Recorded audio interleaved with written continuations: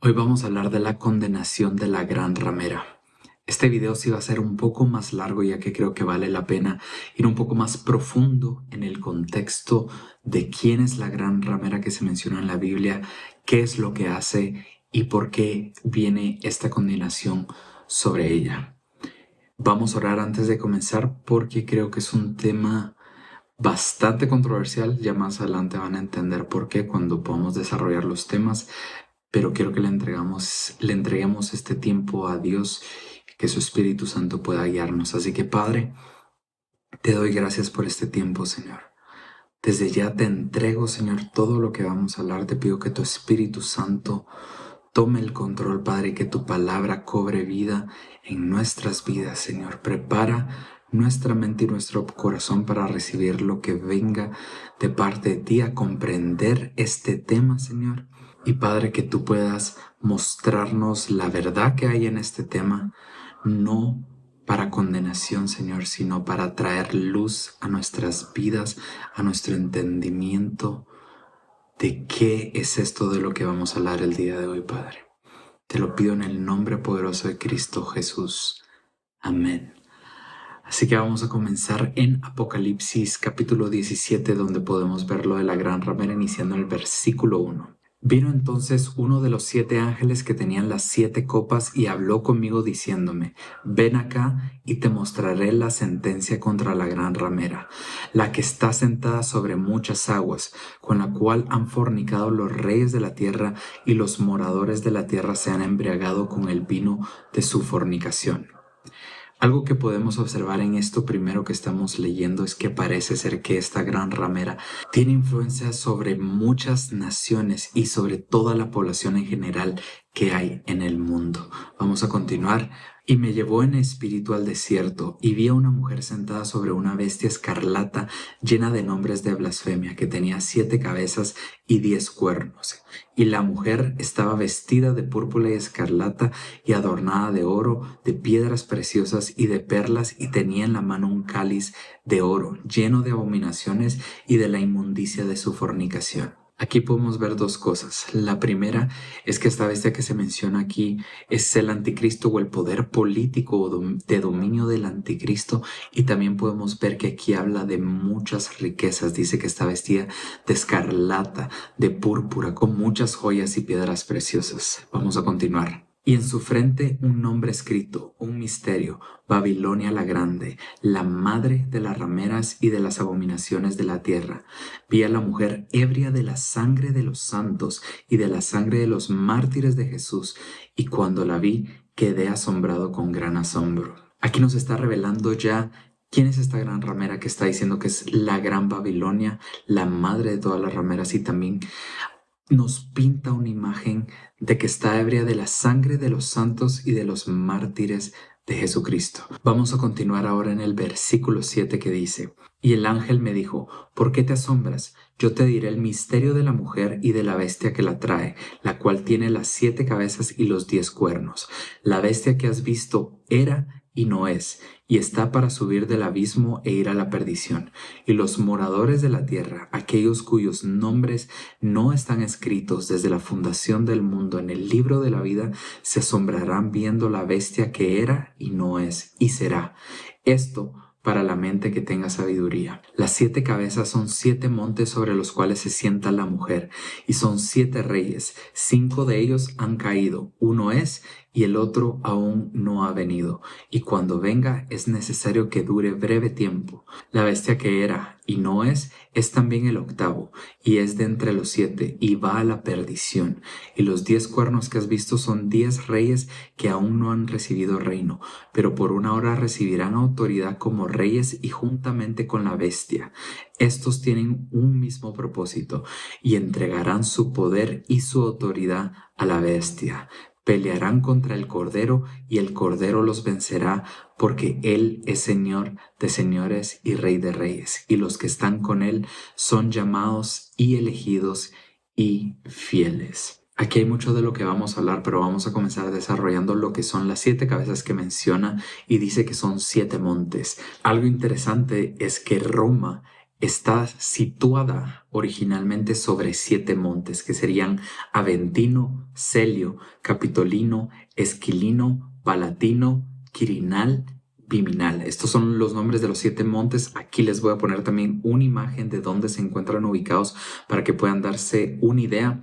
Y por lo tanto podemos asumir que esto se está refiriendo, la Gran Ramera, a algo que surge del Imperio Romano, de esta ciudad Roma. Entonces es un lugar físico, pero también vamos a ir viendo más adelante que tiene influencia política, como lo hemos visto, y que precisamente está situada en Roma, que es la ciudad situada sobre estos 7 montes. Ahora vamos a hablar un poco acerca de los 7 reinos que menciona también, que son estas mismas 7 cabezas, y se cree que son Egipto, Asiria, Babilonia, el imperio medio-persa, Grecia, Roma, que sería el uno que es, un futuro renacimiento romano como el séptimo, y la bestia, que sería el anticristo, que sería el octavo poder que emerge de ellos.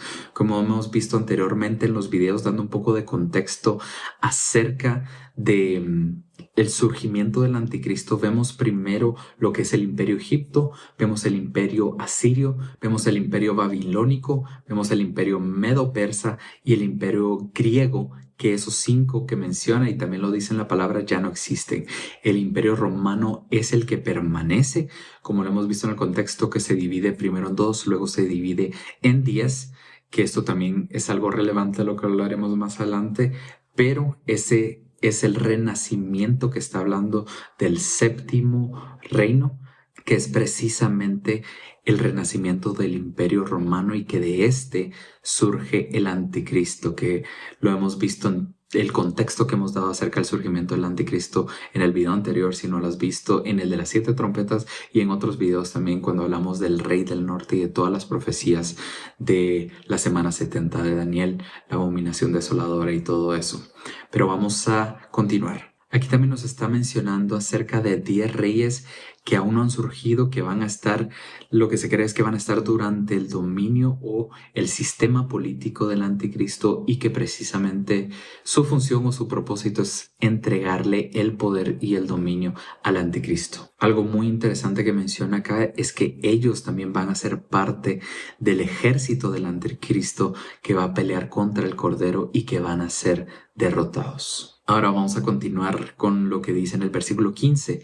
Me dijo también, las aguas que has visto donde la ramera se sienta son pueblos, muchedumbres de naciones y lenguas. Los 10 cuernos que viste en la bestia, estos aborrecerán a la ramera y la dejarán desolada y desnuda, y devorarán sus carnes y la quemarán con fuego, porque Dios ha puesto en sus corazones el ejecutar lo que Él quiso, ponerse de acuerdo y dar su reino a la bestia hasta que se cumplan las palabras de Dios. Y la mujer que has visto es la gran ciudad que reina sobre los reyes de la tierra. Wow, sí nos está pintando una imagen muy fuerte y muchos detalles que está diciendo aquí, como por ejemplo que es la ciudad que reina sobre los reyes de la tierra. Nuevamente estábamos hablando un poco acerca de que esta gran ramera es un poder religioso que ejerce también poder político, y un poco más adelante les voy a dar más contexto acerca de esto. Pero menciona que es una ciudad. Sabemos que el centro de la Iglesia Católica, de esta religión, está en el Vaticano, específicamente dentro de Roma, precisamente, que menciona que es la que está situada sobre los 7 montes. Habla también del contexto del surgimiento del anticristo, de este imperio romano, pero creo que nos da muchos detalles en todo lo que hemos leído, de que está vestida de púrpura escarlata, que es una ciudad con mucha riqueza, y eso lo sabemos, que el Vaticano es una de las ciudades con más riqueza en todo el mundo, si no es que la que tiene más riqueza, ya que muchas naciones guardan ahí sus tesoros en el Vaticano y abren sus cuentas en los bancos del Vaticano. No cualquiera, de hecho, puede abrir esas cuentas, sino que gobernantes o líderes de muchas naciones, y que ejerce un dominio y un poder sobre todo el mundo prácticamente, en todos los que profetizan esta fe, pero también todos los políticos que están involucrados en negocios con esta ciudad que sería el Vaticano. También algo muy interesante que menciona es que después los 10 cuernos o estos 10 reinos van a aborrecer el poder político y el poder religioso que tiene esta gran ramera, que creemos que es la Iglesia Católica, el poder político y religioso que tienen. Y por lo tanto, hace sentido también con todo lo que está pasando con el anticristo, con la bestia.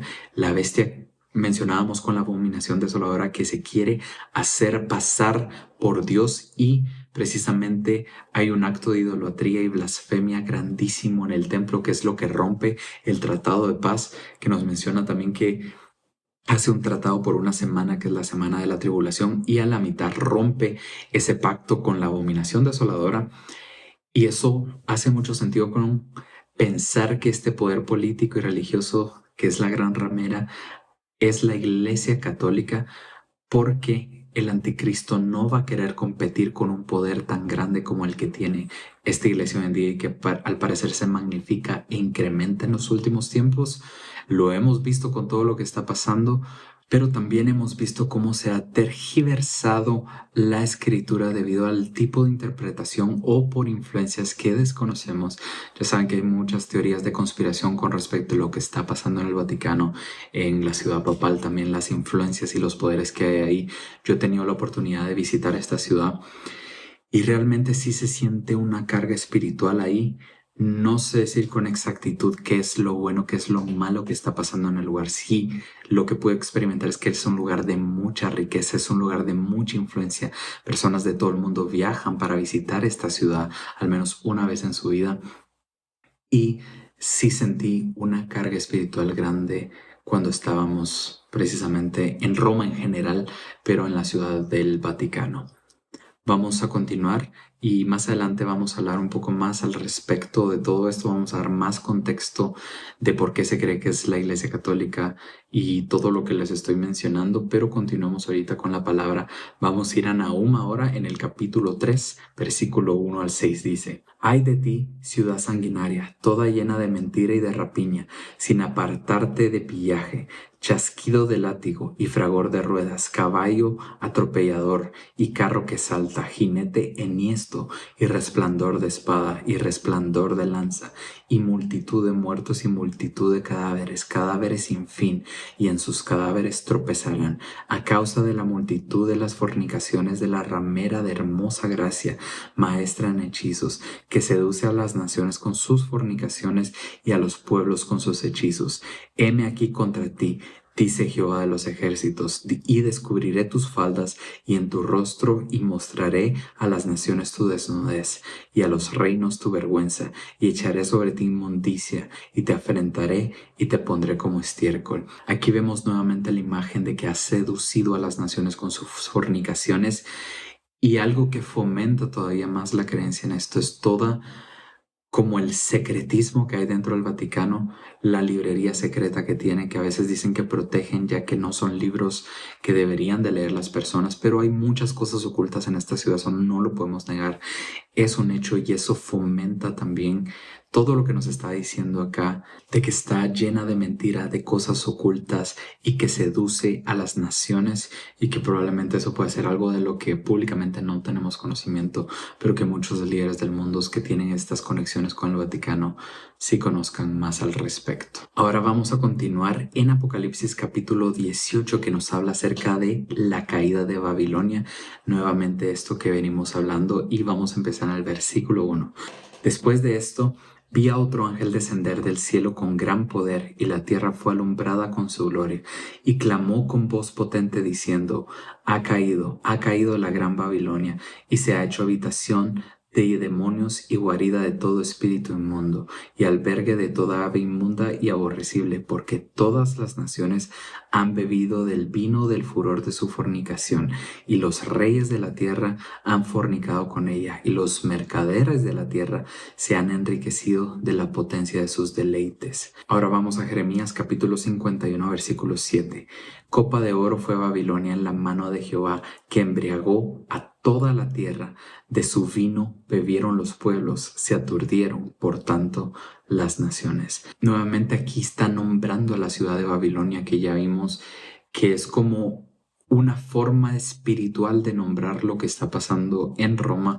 Vimos todos los reinos Precisamente todo lo que nos ha dado de contexto anteriormente en las profecías de Daniel, lo vemos en Nahum, lo vemos en Apocalipsis y lo vemos en muchas partes de la Biblia que hace referencia también a esta ciudad o este imperio romano como Babilonia también espiritualmente en ese sentido hablando. Y aquí vemos lo mismo, que todas las naciones han bebido del vino de su fornicación.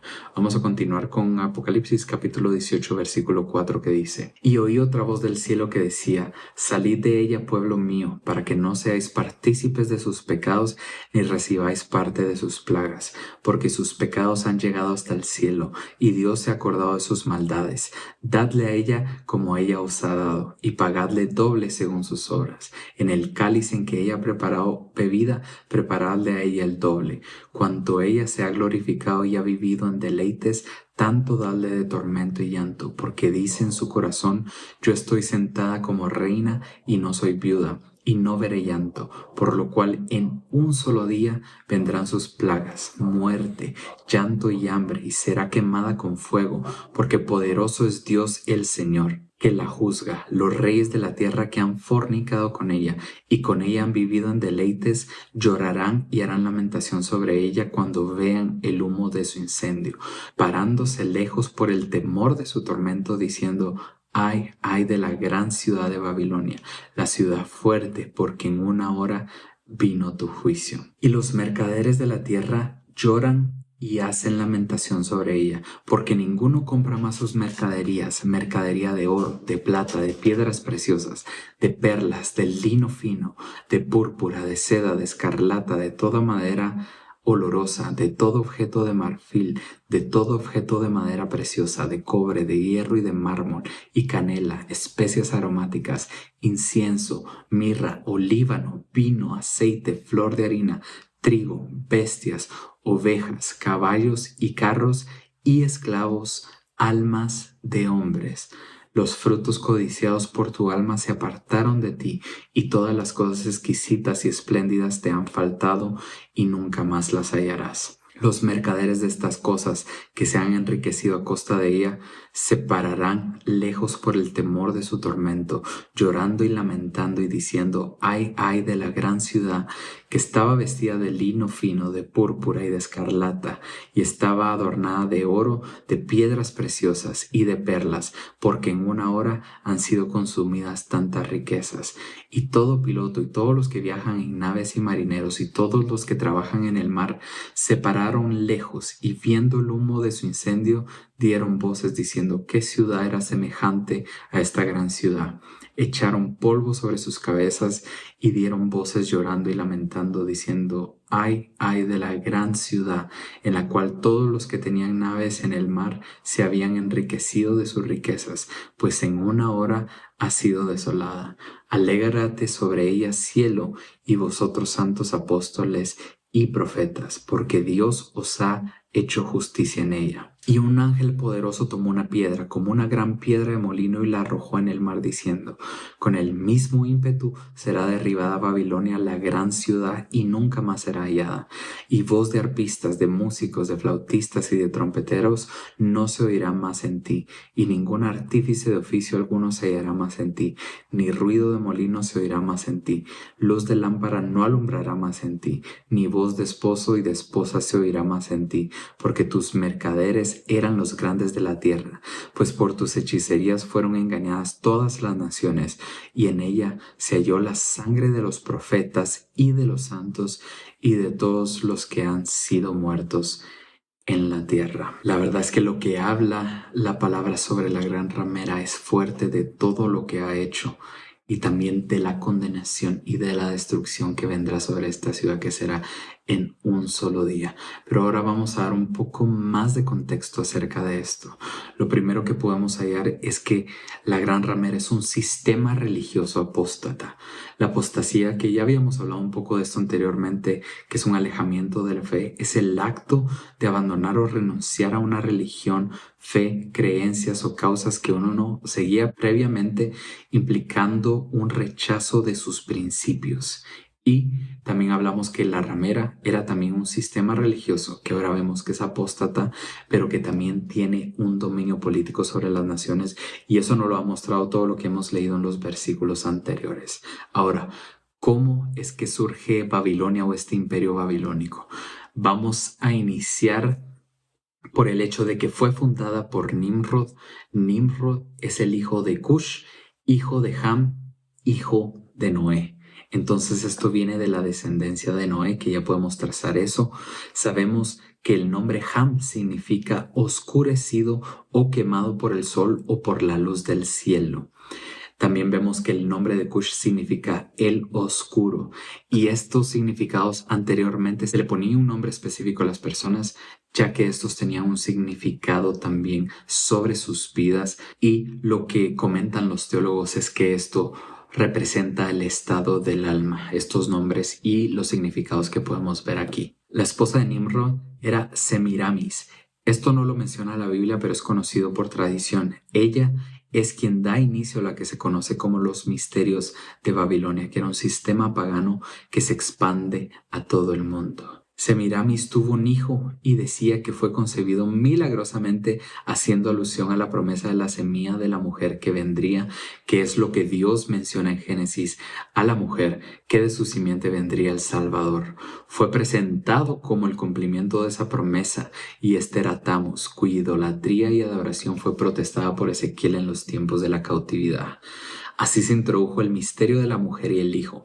Este es el intento de Satanás de engañar a la humanidad con una imitación para que no supiera el mundo quién es la verdadera semilla cuando viniera, que nosotros sabemos que es Cristo por revelación del Espíritu Santo. Es que podemos creer en su palabra, que su palabra es verdadera y que Cristo es nuestra esperanza de salvación. Este sistema político, religioso, idólatra se expandió por el mundo, y en todas partes la simbología del culto era el mismo. Era celebrada con prácticas inmorales, y la imagen de la madre y el hijo en sus brazos se encontraba en todas partes. Lo que cambiaba eran los nombres con los que se les llamaba.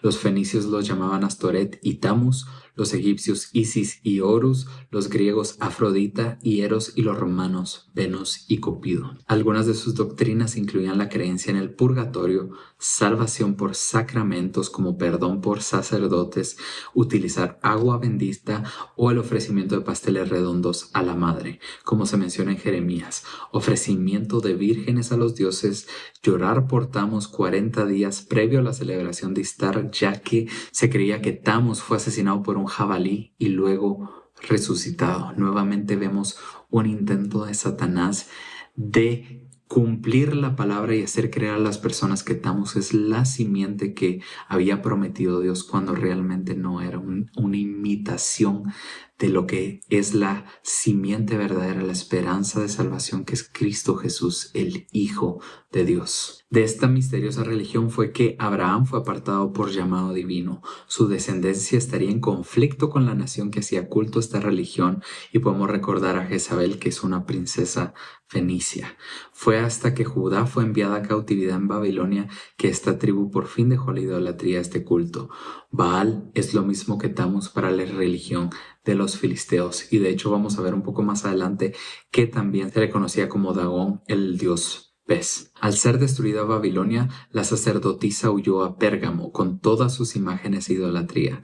Recordemos que la palabra menciona que en Pérgamo se encontraba el trono de Satanás, y anteriormente habíamos compartido más acerca de esto, que de hecho que es el altar de Zeus, fue movido también a Alemania, a Berlín, al Museo de Berlín, que es donde está en exhibición actualmente. Ahí se estableció el símbolo de la serpiente y se expandió a Italia con el nombre de los misterios etruscos. Eventualmente Roma se convierte en el centro del paganismo babilónico.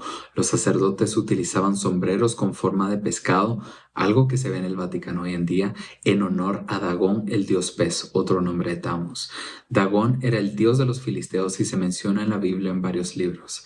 La mitra episcopal, el tocado, tiene raíces en tocados romanos y persas como el camelaucum. Los sacerdotes con rango más alto se les llamaba pontífice máximo. Esto estamos hablando acerca de los sacerdotes de Dagón. Y este título se le daba a todos los emperadores hasta Constantino el Grande, el cual era también líder de la iglesia. Luego, este título fue dado a los obispos y al papa. Ahora les voy a poner una imagen de cómo es que eran estos sombreros que se utilizaban anteriormente, pero también les voy a poner una imagen de precisamente la mitra papal que se utilizaba en la Edad Media, solo para que vean alguna de las referencias que hay aquí.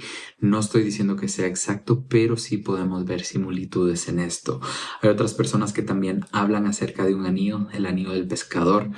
Dicen esto, no lo sé con exactitud, solo quiero compartir lo que he estudiado, que el Papa utiliza un anillo del pescador que hace referencia a Pedro el pescador de los hombres, que precisamente se cree que fue el primer Papa de acuerdo a la tradición católica.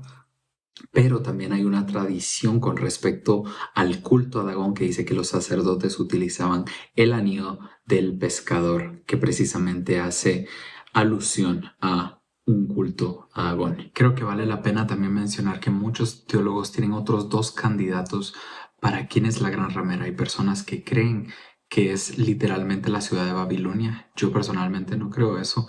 Y hay otro candidato muy fuerte que sería el Islam.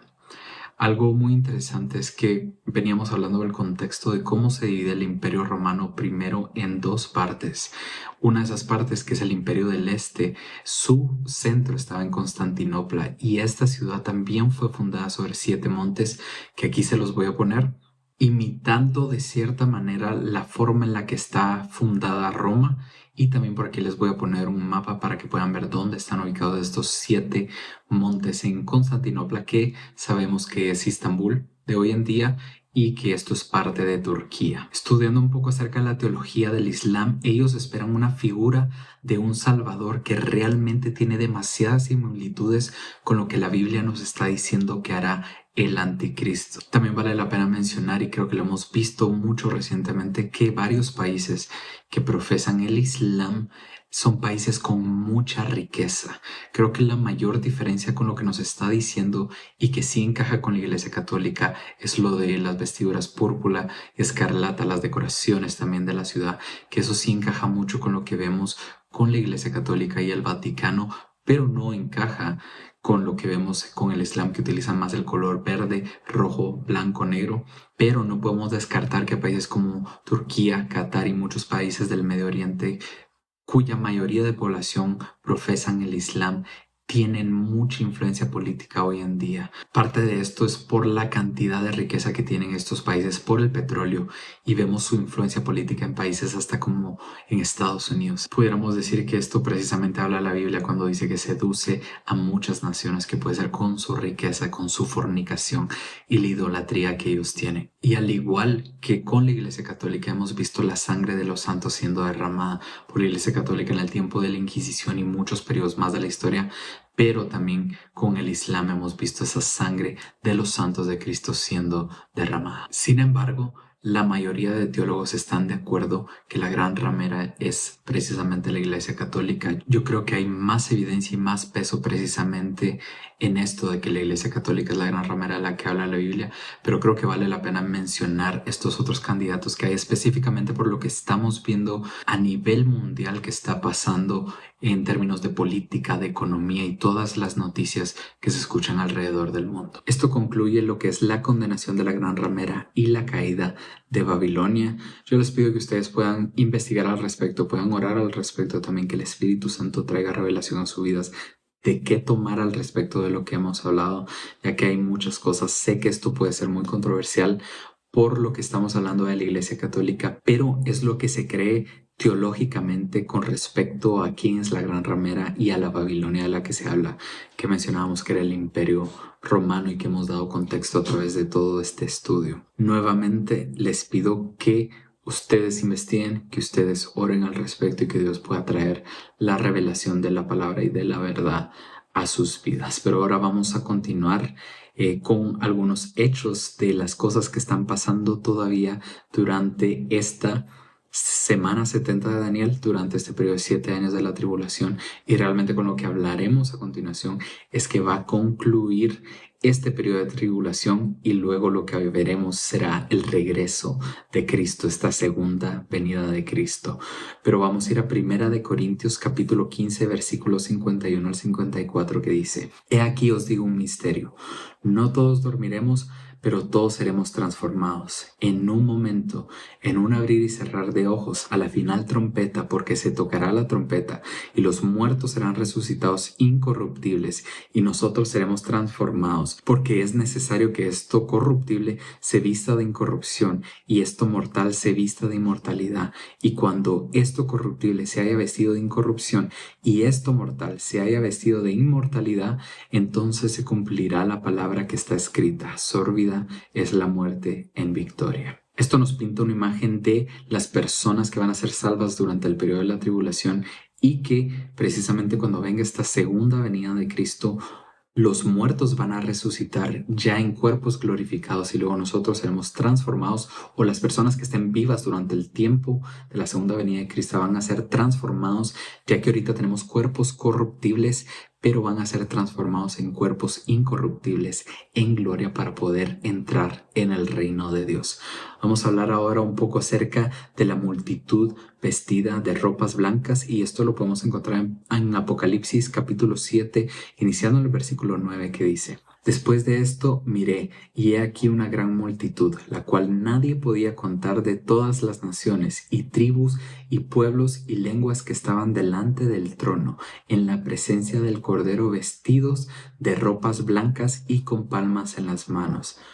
Algo interesante es que nuevamente menciona ropas blancas, y vamos a ver lo que dice ahora acerca de quién es esta multitud. Y clamaban a gran voz diciendo: La salvación pertenece a nuestro Dios, que está sentado en el trono, y al Cordero. Y todos los ángeles estaban en pie alrededor del trono y de los ancianos y de los 4 seres vivientes, y se postraron sobre sus rostros delante del trono y adoraron a Dios, diciendo: Amén. La bendición y la gloria y la sabiduría y la acción de gracias y la honra y el poder y la fortaleza sean a nuestro Dios por los siglos de los siglos. Amén. Entonces uno de los ancianos habló diciéndome: Estos que están vestidos de ropas blancas, ¿quiénes son y de dónde han venido? Yo le dije: Señor, tú lo sabes. Y él me dijo: Estos son los que han salido de la gran tribulación y han lavado sus ropas y las han emblanquecido en la sangre del Cordero. Por esto están delante del trono de Dios y le sirven día y noche en su templo. Vemos eso interesante que platicábamos más anteriormente con el contexto de las bodas del Cordero, que están la novia, que está vestida de lino fino, blanco y resplandeciente, y luego los convidados a las bodas del Cordero, que están vestidos de blanco, de ropas blancas, y que las personas creen que estos pueden ser tanto los santos del Antiguo Testamento como los que son salvos durante el periodo de la tribulación. Y precisamente aquí nos está diciendo que las multitudes que están vestidas de ropa blanca son los que han salido de la gran tribulación. Vamos a continuar. Y el que está sentado sobre el trono extenderá su tabernáculo sobre ellos. Ya no tendrán hambre ni sed, y el sol no caerá más sobre ellos, ni calor alguno, porque el Cordero que está en medio del trono los pastoreará, los guiará fuentes de agua de vida, y Dios enjuagará toda lágrima de los ojos de ellos. Ahora vamos a Mateo 24:22. Y si aquellos días no fuesen acortados, nadie sería salvo, mas por causa de los escogidos, aquellos días serán acortados. Aquí nos deja saber también que parece que los días de la segunda parte de la tribulación serán acortados para que las personas realmente puedan ser salvas, debido a la magnitud del sufrimiento y de lo que se está viviendo en caos durante ese tiempo, porque si no, nadie sería salvo. Vamos ahora a Marcos capítulo 13, versículo 20, que dice: Y si el Señor no hubiese acortado aquellos días, nadie sería salvo, mas por causa de los escogidos que Él escogió, acortó aquellos días. Daniel 12, del 12 al 13. Bienaventurado el que espere y llegue a 1335 días. Y tú irás hasta el fin y reposarás, y te levantarás para recibir tu heredad al fin de los días. Con esto estamos concluyendo lo que es el periodo de 7 años de la tribulación, que sería la semana 70 de Daniel, que veníamos hablando ya por varias semanas, pero A continuación, lo que hablaremos será el regreso de Cristo en el próximo video. Vamos a comenzar a desarrollar el tema de cómo es la segunda venida de Cristo. Padre, te damos gracias por este día. Te damos gracias, Señor, por tu palabra. Te pedimos que tu Espíritu Santo, Señor, pueda traer a nuestra vida, a nuestra mente y a nuestro corazón la revelación de tu verdad y la verdad en tu palabra, Señor. Que tú puedas darnos sabiduría para comprender lo que va a pasar, pero más importante que conocimiento, Padre, te pido que puedas avivar en nosotros un fuego de tu Espíritu Santo, esas aguas de vida eterna de la que habla tu palabra, Señor, que puedan fluir en nosotros, Padre, y desbordarse para que fluyan a todas las personas que nos rodean, Padre. Acércanos a ti en este tiempo, Padre, y como dice tu palabra, que podamos velar en oración, Señor, como tú nos mandas a prepararnos, no enfriando el amor hacia los demás, sino que amándolos como tú nos amas a nosotros, Señor, que sin importar lo que esté pasando en el mundo, sin importar lo que pueda pasar, nos podamos amarlos como tú nos amas a nosotros, podamos predicar tu palabra, podamos cumplir con los ministerios y tareas que tú nos has dado aquí en la tierra y el propósito por el cual fuimos enviados a este tiempo, Padre, que yo creo que son lo último de los últimos tiempos antes de que Cristo venga por su iglesia y ocurran todas estas cosas de las que hemos estado hablando, Padre. Padre, tu palabra es viva, es eficaz, es verdadera, es fiel y se cumplirá, Señor. Así que prepara nuestros corazones, Padre, y ayúdanos a resistir a la tentación. Ayúdanos, Señor, a compartir tu palabra, a cumplir con esos ministerios. Aviva los dones espirituales que tú has puesto en nuestras vidas para que podamos cumplir con el propósito para este tiempo, porque tú nos has puesto por líderes a las naciones, Señor, y a tu iglesia en este tiempo específico. No esperamos que alguien más se levante, porque tú nos has puesto a cada uno de nosotros, a tus hijos, por medio de Jesucristo, de ese sacrificio en la cruz, Señor, y esa resurrección para vida eterna, Padre. Guíanos, que tu Espíritu Santo nos acompañe en el nombre poderoso de Cristo Jesús. Amén.